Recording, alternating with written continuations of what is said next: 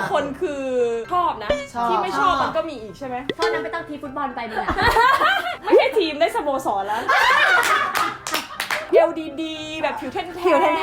นหน้าคมๆเห็นแล้วแบบทุกอย่างสั่นอะแบบ โอ้โห อะไรสั่นบ้างอะไวเบรตไปหมดไวสั่นมาถึงกูแล้วตอนเนี้ย สมมติว่าเรารู้คนน่าโสดแล้วเราชอบเขาเราเป็นคนแสดงออกแบบ 100%ถ้าเกิดเนี้ยคืออดกินอะ มคปด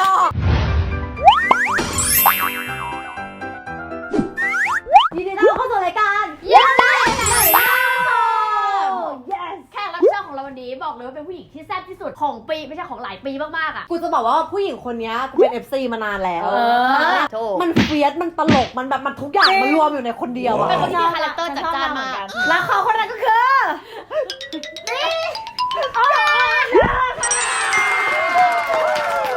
รักเธอจริงนะทำไมฉันดีขนาดนั้น พี่มิตรของตีน่าเคยถ่อมตัวไหมพูด ไม่เคยมึง ไม่รู้มันคืออะไรคือแบบอ๋อเหรอดีโอเค หลักๆของรายการวันนี้ยังไงไหนเล่าอ่ะมันคือการพูดเรื่องแบบผู้หญิงในมุมแอดดิทูดของผู้หญิงต่อโลกนี้ในทุกๆมุม โอเค ความรักความรักอะไรอย่างเงี้ย โอเคถามก่อนในชีวิตมีแฟนไปกี่คน คนนับนะ ที่เป็นแฟน ครับ ที่เป็นแฟน โอ้แน่นอนคนอื่นมันไม่ควอลิฟายไงไม่นับไงคนอื่นคือผ่านมาผ่านไปไม่นับ โอเค คนที่เป็นแฟนมีใครอ่าน น้อยนะแต่ว่า น้อย ให้นับนิ้ว 4 คนไม่เยอะนะเพราะว่านี่คือควอลิฟายมาแล้ว เอาแบบไม่คอลิฟายรวมแบบไม่คอลิฟายด้วยเท่าไหร่ เลเวลไหนเริ่มเลเวลไหน เอาเลยว่าที่นับว่าโอเค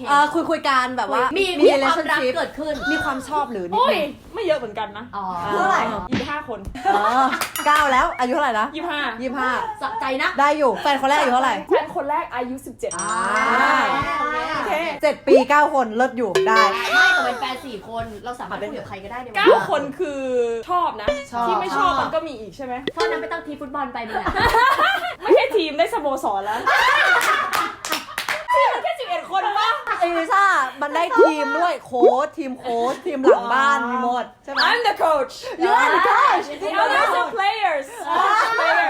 ติช่า เลิศ จ้ะ มีสเปคไหม มี คนที่แบบจะดึงดูดติช่าคือคนแบบไหน แล้วมันจะมีหน้าตาเอาขอหน้า หน้าตาก่อน ชอบแบบเห็นแล้วแบบใจจะตึกๆเลยอ่ะคือพวกลาติโน เซาท์อเมริกาที่แบบ LDD แบบผิวแทนหน้าคมๆเห็นแล้วแบบทุกอย่างสั่นอะแบบ โอ้โห อะไรสั่นบ้างอะไวเบรตไปหมด สั่นมาถึงกูแล้วตอนเนี้ย ถ้าให้เลือกเป็นเหมือนแบบนักแสดงในโลกหรือนักร้องหรือคนที่คนส่วนใหญ่รู้จัก1 คนที่รู้สึกเป็นสเปค ยูต้องไปป๊อปอัพรูปเลย ได้เลย ได้เดี๋ยวมารูปให้ แต่มันเป็นนายแบบที่ยูรู้จักเปล่าชื่อฟรานซิสโก ลาวาชอสกี้ คนที่ไหน คนบราซิล แล้วเคยเจอเขาไม่เคย ไม่เคยไงชอบอย่างเดียวชอบตั้งแต่เด็กเลยอะ ไม่แล้วถ้าเป็นคนไทยมีบ้างปะ ไปทำงานครั้งหนึ่งอะแล้วติช่าเป็นคนที่ทำงานกับดาราหลายคนนะแบบผู้ชายก็แบบว่าอุ้ยหล่อรู้ว่าหล่อแต่ไม่ใช่สเปคไม่ได้ใจเต้นอะไรเงี้ยแต่เจอครั้งหนึ่งคนหนึ่งพี่หลุยส์สกอตผู้ชายคนนี้คือเซ็กซ์คิวคือแบบแล้วเมเนเจอร์อยู่ข้างหลังทำอย่างเงี้ยคืออะไร อันนี้แม่แปลว่าอะไรคะ แล้วเมเนเจอร์ใช่เขาพูดว่าอะไรไหมหลุยส์สกอตคือไส้กรอกเยอรมันของแท้ ขอโทษนะช่วยแทนไปหาที่ต้นแอบนิดนึง นุ่นเป็นคนบอกตอนนี้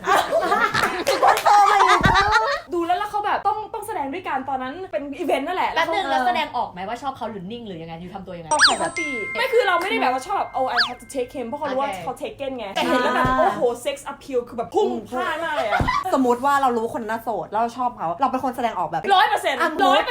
าเกิดเงียบคืออดกินอะ มคปด ถ้าเกิดเงียบคือไม่ได้อะ สมมติตากล้อง ไอ้ตากล้องเนี่ยคือ ผู้ชายคนที่ชอบแสดงออกยังไง ทั่วไปคือแสดงออกเลยไหมหรือต้องเป็นแบบไปผับหรือต้องเป็นยังไง โอ้ชั่วไปเดินผ่านกินก๋วยเตี๋ยวก็ได้ โอเคคนนี้หล่อมาก ไม่แต่ยูต้องเอาความเป็นจริงอะมันก็ไม่แบบอย่างขนาดนี้แต่มันก็จะมีสายตาแต่มันสายตาปกติอันนี้เรื่องจริงถ้าเกิดเห็นแล้วแบบชอบแล้วก็จะมีความแบบ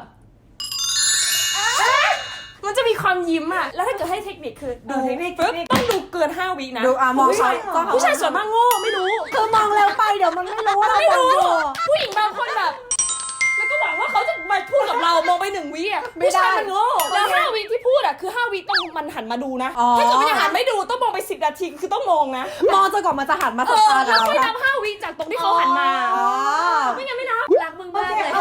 จริง แล้วสมมติมอง5 วิแล้วอะต้องมีแบบแกล้ง 5 วิ หลบตาปะ ใช่ โ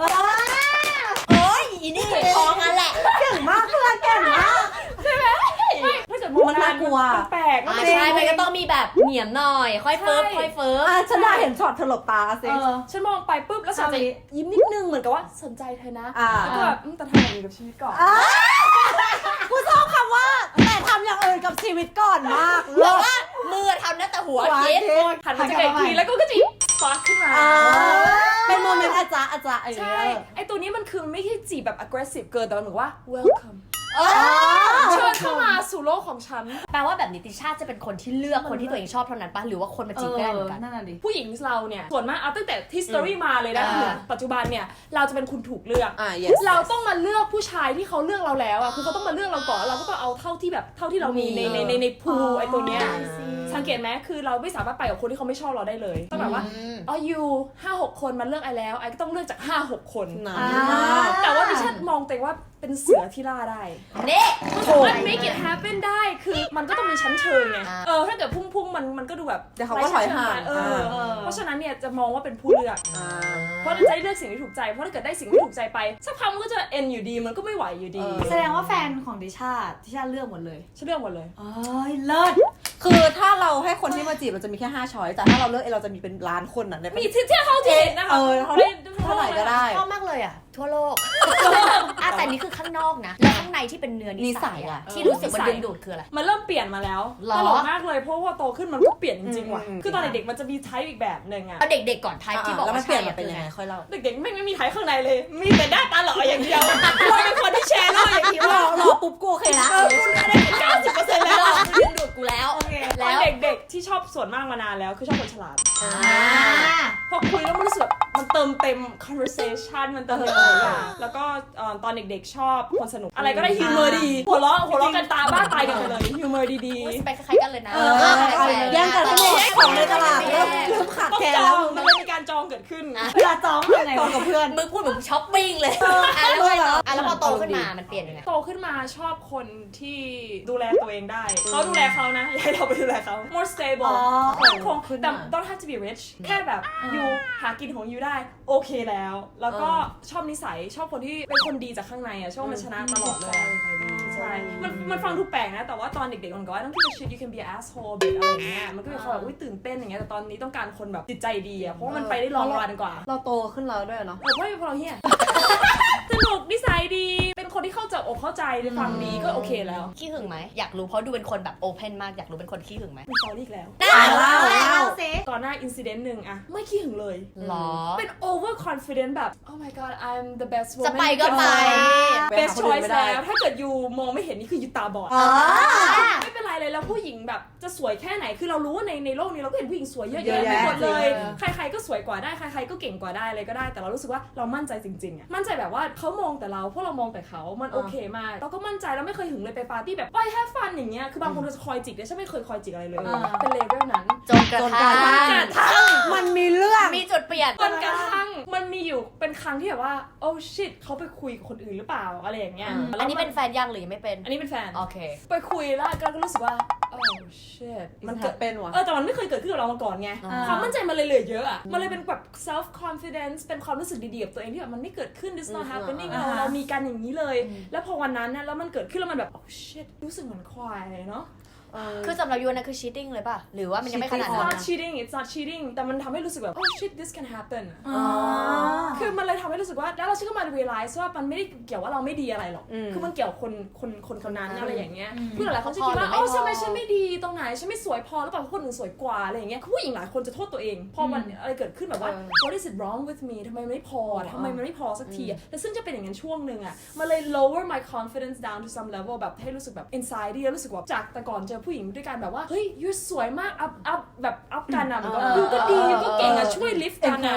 แต่ encourage กันแต่พอเสร็จทีเนี้ยพอมารู้สึกแบบเนี้ยเรารู้สึกไม่มั่นใจกับตัวเองอ่ะเราจะรู้สึกเหมือนกับว่าทุกคนเป็น competitors เห็นไหมมันเลยเฉลยเข้าใจว่าความอิจฉามันน่าเกลียดมากเพราะความอิจฉาแทนที่จะทำแล้วให้เรา uplifting กันรู้สึกดีกับกันอ่ะพอมาเริ่มอิจฉามันจะเริ่มรู้สึกแบบว่ายูมีดีกว่าไอ้ตรงไหนอ่ะแล้วไอ้ไม่ชอบแล้วมันรู้สึกแย่ตัวเองแล้วมันแผ่วออกมาแผ่วมานี่คือเรื่องจริงเลยฉันเลยรู้ว่าการอิจฉาเป็นอะไรที่น่าเกลียดมากแล้วซึ่งใช่เป็นคนไม่อิจฉาแต่ต้องไปอยู่ในจุดนั้นอ่ะที่แบบทำไมฉันเกลียดตัวเองเป็นแบบนี้ยูเคยเป็นไหมแบบเกลียดจังเลยที่ต้องรู้สึกแบบนี้ นานไหมเป็นนานไหม เป็นสักพักเลย เอาตัวเองกลับม มาได้ handle ไง กับ วะ สิ่งนี้ยังไง โอ้บิดไปบิดไอบอกว่าไม่ได้ง่ายเลยนะดูเหมือนกับอุ้ย2-3 วันคิดได้รู้ว่ารู้แต่ทำได้มันอีกเลเวลหนึ่งก็เลยค่อยๆเป็นค่อยๆทำแล้วก็พยายามเข้าใจกับมันนะก็คุยกันว่าเกิดอะไรขึ้นอะไรอย่างเงี้ยพอตอนหลังก็ดีขึ้นเพราะมาเข้าใจจริงๆทุกคนต้องรู้นะอันนี้พูดอาจจะแบบฟังเฉยๆแต่ทำไม่ได้ณวันนี้แต่สักวันต้องทำได้มันไม่ได้เกี่ยวกับตัวยูถ้าเกิดใคร cheat on you ใคร betray you ไม่ต้องเป็นแฟนก็ได้เป็นเพื่อน people betray you people talk shit about you แบบคนหักหลังยูอย่างเงี้ย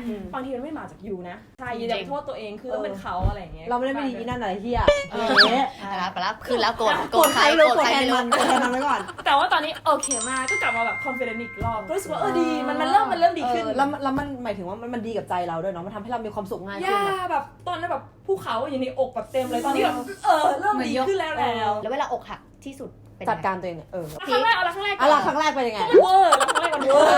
แรก เป็นคนเวอร์อยู่แล้วรักครั้งแรก first boyfriend แล้วคนนี้เป็นทุกอย่างครั้งแรกของดิฉันหมดเลยเขาเป็นแบบ first kiss อ่ะไอ้ไม่เคย kiss ใครมาก่อนเขาเป็น first relationship คือเป็นมนุษย์ผู้ชายคนแรกที่เอาจริงๆเริ่มจากคนแปลกหน้าความรู้สึกแรกมันยิ่งใหญ่มันรู้สึกแบบว้าวไม่เคยมีแฟนไม่เคยแบบนอนกอดกันไม่เคยจูบไม่เคยอะไรอย่างนี้มัน big you know แล้วพอเลิกกันอ่ะเหมือนกับโลกมันแบบ สลาย ใช่ไอร้องไห้เป็นครึ่งปีอยู่ดิฉันว่าจะอยู่ในขั้นที่ยังไม่ accept กันได้มันมีสักพักมันจะมีขั้นแบบว่า denial ไม่ใช่ไม่เกิดขึ้นเราจะดีกันมันก็จะมีแบบว่าโกรธแล้วค่อยมา acceptance มันจะเป็นอันสุดท้ายคือยอมรับไงแต่สุดท้ายมันใช้มานานมากไงฉันก็มาแบบคอยนั่งคิด imagine ว่าวันดีๆที่เราอยู่ด้วยกันน่ะแล้วก็ get hurt เปิดเพลงลานาเดเรย์ร้องไห้แล้วก็ไปกินข้าวต่อออกกำลังกายต่อทำอะไรชีวิตต่อเป็นคนที่ไม่ทำร้ายตัวเองโดยการที่แบบฉันจะอดข้าวฉันจะทำอะไรอย่างเงี้ยแต่ว่าจะมีโมเมนต์เศร้าถ้ามีมาสักพักกว่าจะ move on ได้อันนั้นคือเวอร์แล้วคือเราอยู่คิดดูร้องไห้ก็ร้องไห้แบบดูคืนบ้างร้องไห้แบบ แต่จริงๆก็ไม่เวอร์มากนะเพราะร้องไห้แค่วันละ10 นาทีเองวะ ตอนแรกมันก็นานกว่านี้หลังๆมันก็10 นาทีมันก็ dry up you know แล้วมีปัญหาเขาก็ไม่ได้ เหมือนจะบอกว่าฉันนานกว่าฉันร้องไห้เยอะกว่าเธอมันจะเวอร์เลย ไม่กลัวแค่จะบอกว่าคือมันดูจัดการตัวเองได้พอยที่จะพูด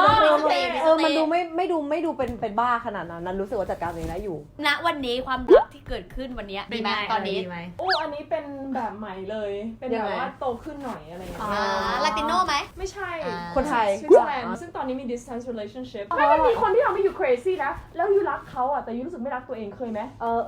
I love you แต่แบบตอนที่ I love you I ไม่ love me เท่าไหร่อ่ะแย่นะแต่เขารู้สึกว่า I love me when I'm with you อ่ะ ใช่อยากรู้ว่าดูกับแฟนอ้อนไหมพอดูข้างนอกดูเป็นแบบ เอ้ยเธอสวีท ดูเป็นคนเป็นคนโรแมนติกไหม ไม่โรแมนติก I passionate มากเลย เล่าสิที่ความแพชชั่น มึงแต่อันเนี้ยไม่เรียกอ้อนนะอันเนี้ยไม่อ้อนนะมึง มันมึงผิดโจทย์นะ อันนี้ไม่อ้อนเหรอ อันนี้ยั่วอันนี้เป็นคนผู้หญิงคนละไทป์ไหนอ้อนสิ อะไรฉันกดเธอ แต่ถ้าสมมติแฟนโกรธแฟนโกรธทำไง ยูจะโกรธอะไรทำไม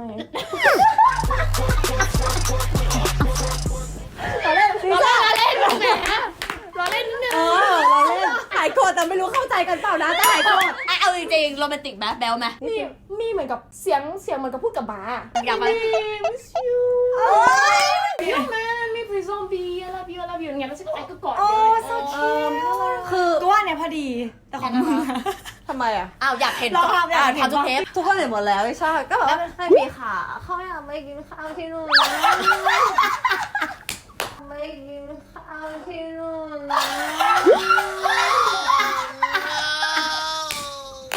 กูอ้อนแฟนกูไม่ได้หรอ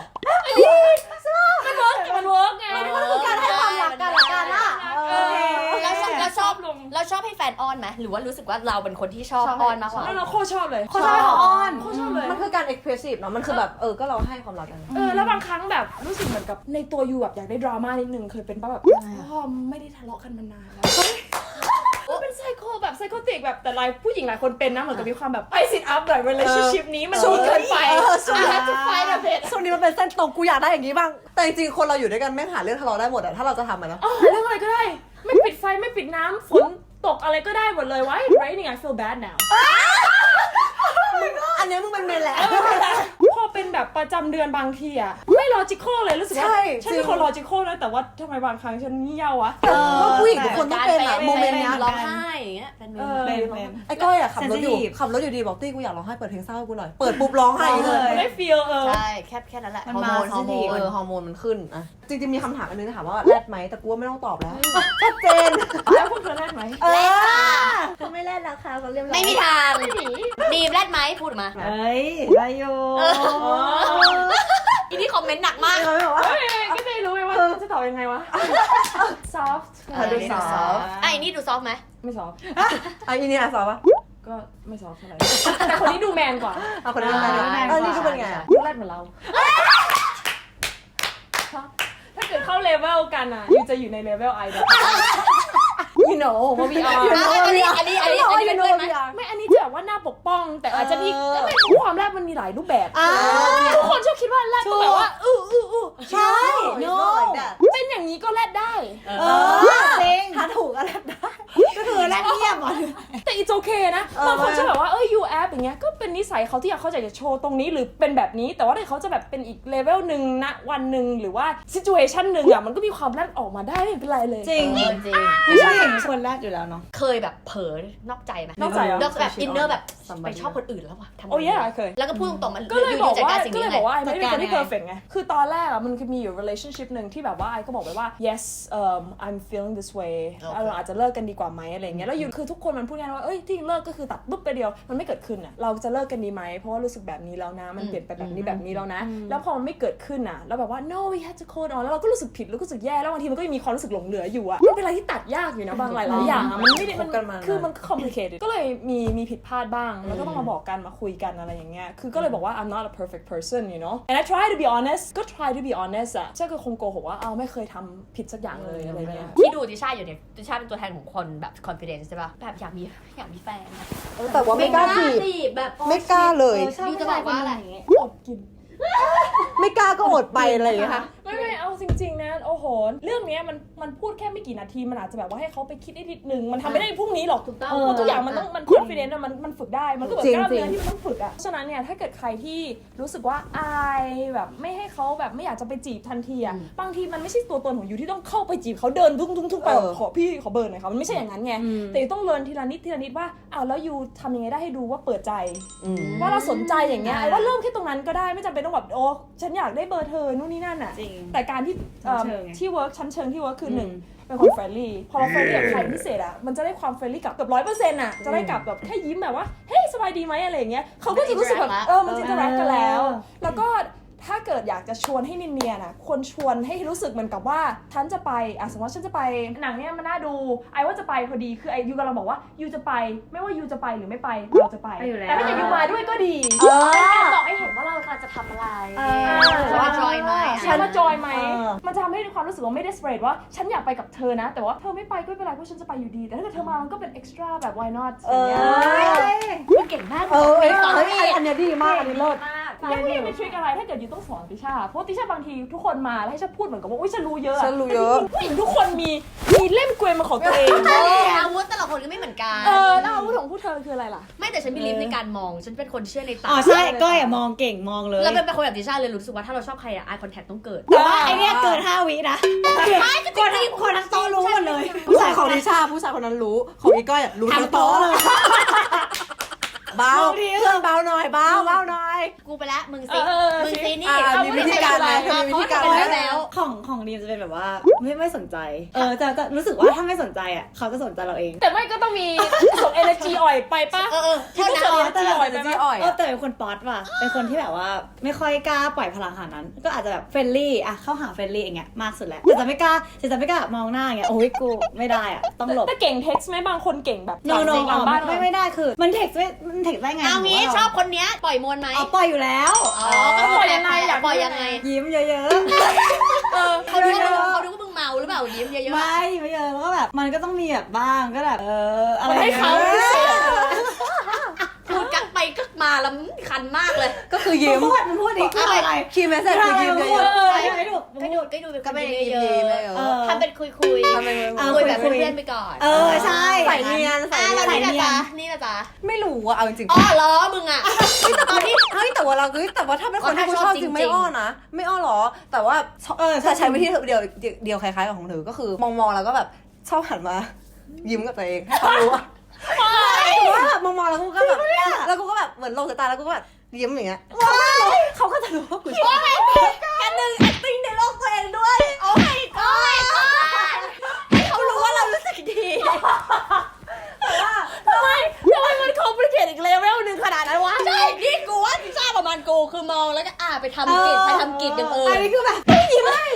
เขารู้แต่ตอนที่ทำมันไม่ได้แบบวางแผนมีเก็ตป่ะแต่ก็คือเขามองพอเขามองกลับมาเราก็เขินแล้วเราก็แบบหัน ยิ้มดีใจหน่อย แต่เราไม่ได้เขินเอาเบียร์อะเราเขินนั่นก็ โอ้ยพูดไอ้เขินแทนแล้ว กูว่าไอ้นี่คือทำให้ดูน่าค้นหาทำให้แบบว่านี่มันยิ้มเรื่องอะไรวะอะไรอย่างเงี้ย จริง กูได้คอนเทนต์เยอะมาก จริง กับติชา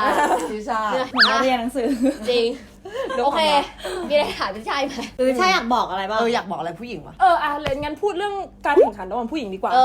เรามาพูดเรื่องเซ็กส์แต่ว่าไม่ได้ dirty นะแต่เป็น feel ว่ารู้ไหมทำไมพอผู้ชายมีอะไรผู้หญิงหลายๆคนอ่ะทุกคนดูแบบอุ้ย you score man อยู่ได้คนนู้นคนนี้แต่ว่าพอผู้หญิงทำอ่ะกลายเป็นเรื่องน่าอาย อันเนี้ยเพราะในความคิดของติช่านะซึ่งทุกคนสามารถคอมเมนต์ได้เลยหรือไม่คิดต่างกันหรือมี theory อย่างอื่นนะ เพราะว่ามันมาจาก biological แบบ reason ด้วยแต่ตอนนั้นเอาซิปไปก่อนแต่ว่าตอนที่ผู้ชายทำอะไรแบบเนี้ยผู้ชายกันเองเขามองว่าโอ้ man cool ใช่ มันเลยรู้สึก encourage มึงเจ๋งว่ะ เลยบางทีมัน encourage กันมากเกินจนเขาแบบทำอย่างนี้จนแบบอยากได้ score จากเพื่อนอยากได้แบบว่าฉันแบบเอาคนนู้นคนนี้โดยที่ไม่ ไม่ แค ได้ ร์ รู้สึก ความรู้สึกอะไรอย่างเงี้ยซึ่งมันก็ไปทาง negative ได้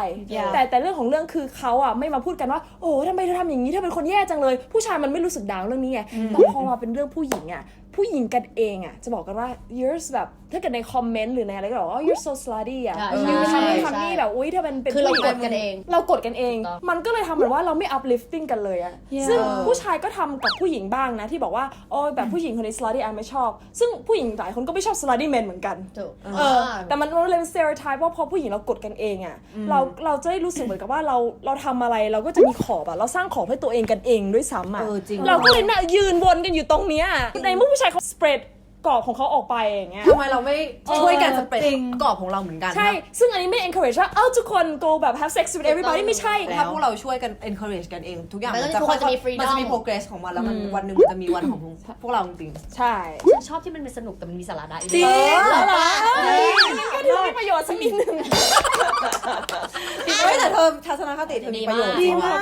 ชอบมาก มาสุดท้ายฝากสิตอนนี้ทำอะไรอยู่ ผล ทำอะไร งาน บ้าง ของเธ มี อ อะไร น่ะ บ้างพูด อันนี้มันไม่ติดอะไรใช่ไหมคะ มันไม่ติด ไม่ติดเลยเป็น YouTube แบบพูดอะไร ทุก ได้ คนนะคะ เชิญไปติดตามอย่างแรกนะ Instagram เพราะตอนนั้นจะอัปเดตข่าวสารว่าทำงานอะไรบ้าง ขึ้นเต็มเลย โอเค